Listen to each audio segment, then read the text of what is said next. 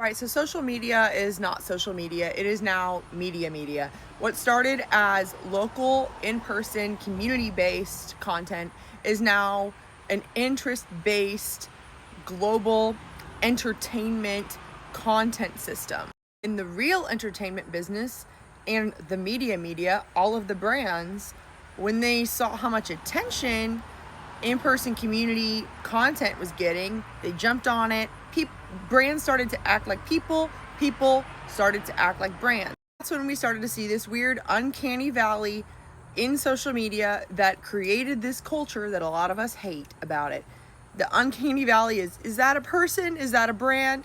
Which is hilarious to me because the whole appeal of why people were spending their time on social media is because we're humans, we're social creatures, we care about community. But there's a culture issue when people aren't acting social on social media anymore.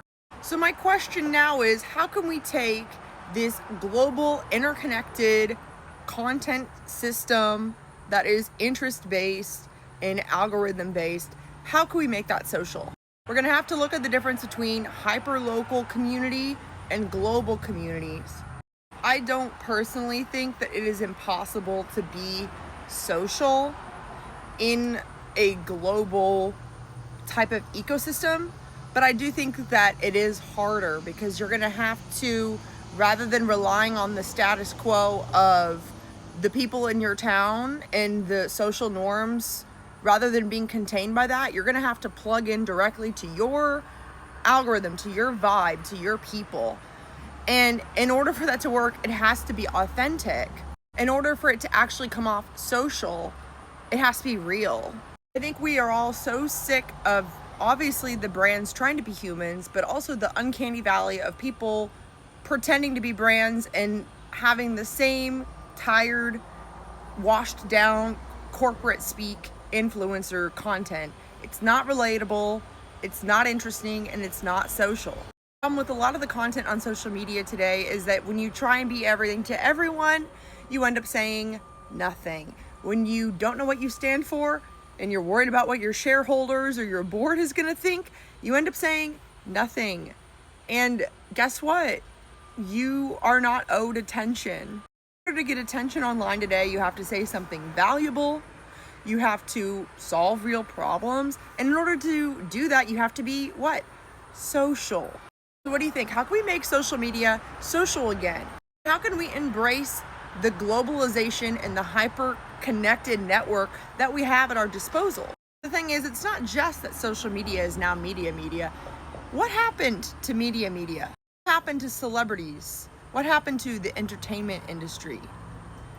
The line between celebrity and influencer is getting smaller and smaller, and the pool of how you can make money online as a micro influencer, as a nobody, is getting bigger and bigger.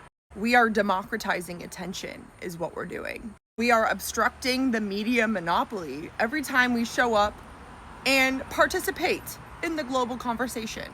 We are changing the culture that we hate on the internet by not being the uncanny valley, by choosing to be a real person and choosing to be social and choosing to be open and vulnerable. And choosing to plug yourself in to your algorithm, stay in that lane, be yourself, and that's refreshing. If you're an artist of any kind and you never pursued your dreams because of all the gatekeepers out there, well, guess what? That system does not exist anymore. And I know we hate the culture of social media now, but please bear with me, trust me, there is so much potential here.